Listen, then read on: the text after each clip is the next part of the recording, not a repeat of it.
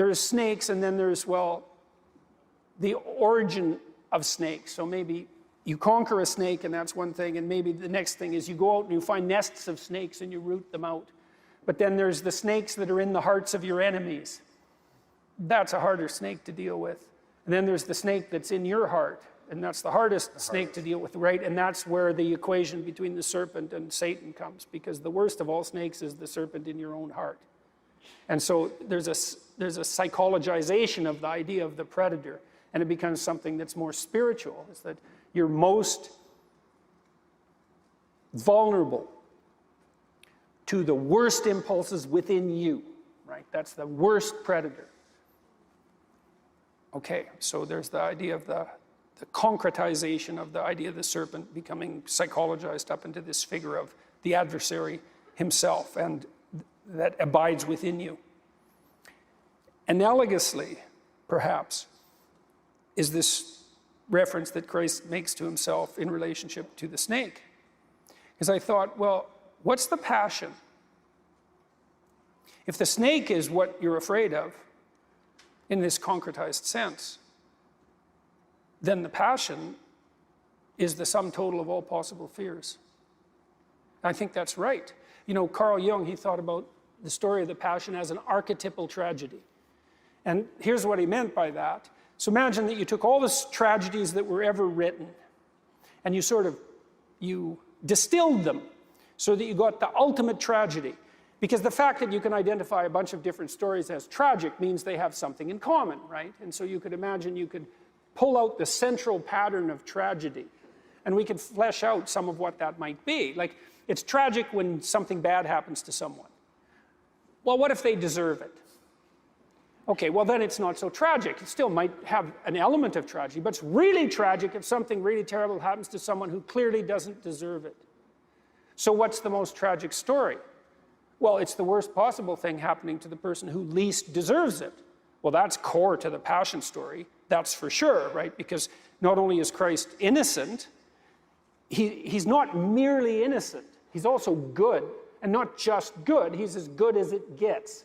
And yet, his life is the tragedy of the Passion is the worst of all possible punishments visited upon the least deserving person. But it's way worse than that. That just barely begins to scrape the surface, because it's torture, and a terrible torture, because the Romans designed crucifixion to be a terrible torture, like consciously.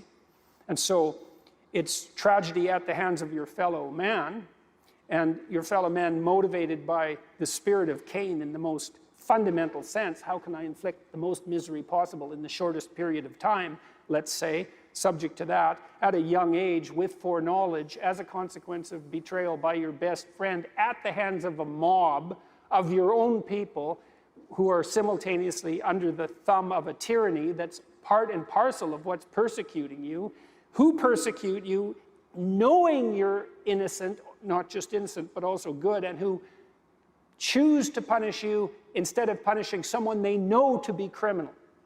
It's all of that. It's like the sum total of all possible fears.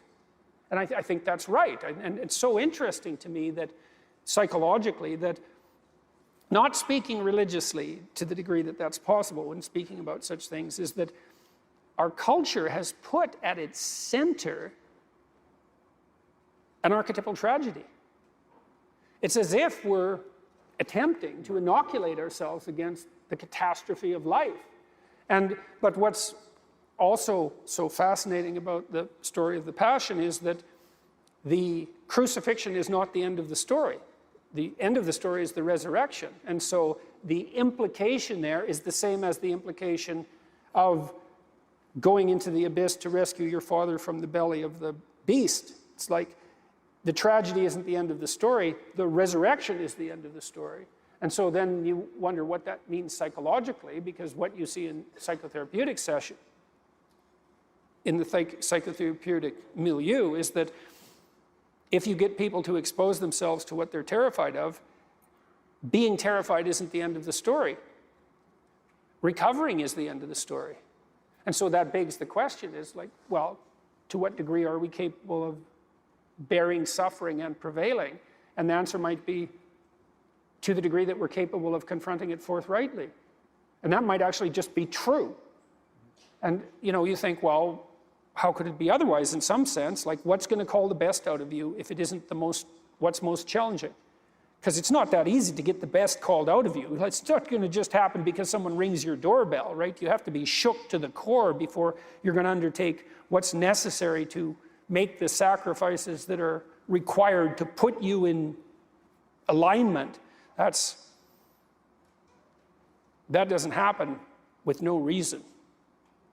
So are you grateful for your suffering as a consequence of that? I don't know. That's a high standard, man. That's a high standard, and maybe it's unrealistic. But I think one of the things that faith brings us to is, and we were talking about it when we were in the chapel in the Friary, is that when we look at the cross, and it's very Catholic, is that we always see Jesus there, that the corpus is there. And because you talk about in your chapter about what does it look like to transcend suffering, and what does that individual look like? And in some ways our businesses are similar, right? People are bringing their brokenness to you and they bring their brokenness to me. But I believe in a God that can transform that. So I was asking myself, well, what does that look like? And I recall a priest that I met in Africa, and I believe what he had was Lou Gehrig's disease. So by the time I met him, he was no longer able to really move his arms or legs very well. And we were praying that the Lord would heal him in that. And then he began to share his story with me and what had taken place in he and his community in the midst of his sickness, in the midst of his suffering. Was he said, people didn't used to go to church very much, but since I've been sick, people are coming. And that they wouldn't line up for confessions, but since I've been sick, there's a long line of people coming to confession. He said the church was half full and now it's packed. He said people begin to speak and they say that I'm more empathetic, that I'm more compassionate, that I'm more loving, that I'm more kind. And I'm embarrassed to admit that at that moment, as he was sharing his story about the transformation that was taken both in he and in the community, I was praying, Lord, please don't heal him. Because if we believe that this is what I want to be, right? I want to be loving, and I want to be kind, and I want to be generous, and I want to be empathetic.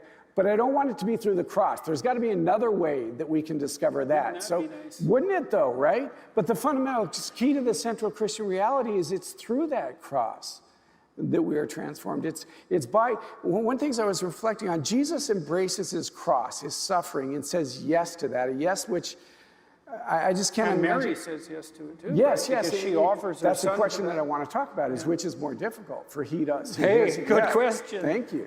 I'd rather not Just a do second. either. Good question. Thank you very much. I think we're done. Thank you for coming. Right?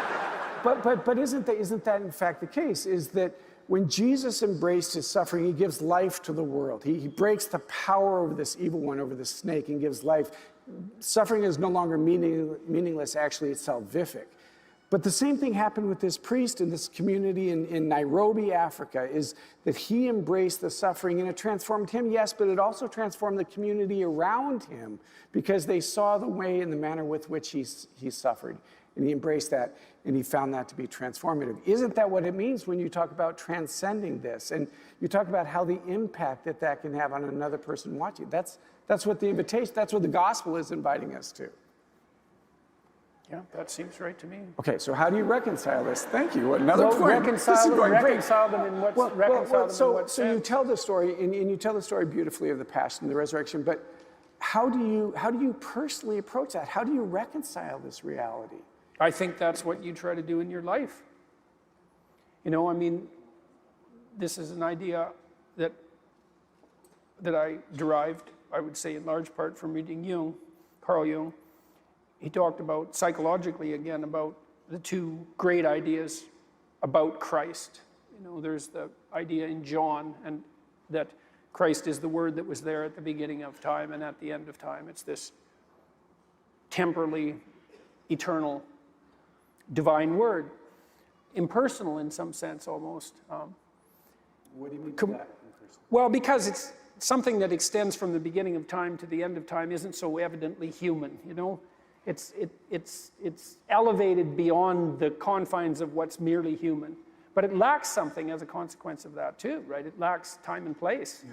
And the way Christianity The nature of the incarnation. Right? Yeah, exactly. It bridges that gap. I had a student once who asked me, why don't we just tell the same archetypal story over and over? Why do we need all these variations? And I thought, that's a really good question. I'm not exactly sure about that. And then I thought, oh, it's related to this issue, is that there's the divine word, but there's the incarnation, and the incarnation indicates that the specifics of time and place are just as important as the eternal that surrounds it. And so then I would say, well, that's probably true in each of our lives, is that, well, how do we reconcile this? And well, that's your ethical adventure, how you reconcile that. And we each do it in our own way and with tremendous difficulty, I would say. And we do it aided and abetted, if we're fortunate, by people that love and care for us. But that is the challenge, you know, a huge part of the challenge of life. And this is something I tried to concentrate on in this last chapter, is how do you bear the suffering that is at the crux of life without becoming tempted and embittered? That's really, really difficult. Now, you know, someone might point out, go ahead and be bitter, see where that gets you. And if you have any sense, and generally people have at least some, they know that being sick and bitter is worse than just being sick. And that being, right, it's worse, but it's very hard temptation to avoid. Sometimes you want to be bitter just out of spite, in some sense, because things are so terrible, all you've got left is your willingness to shake your fist, you know, and say, well, you know, really? Is this like this many poisonous snakes? Really? That's like, maybe I could have learned with just 1 or 2, not 100.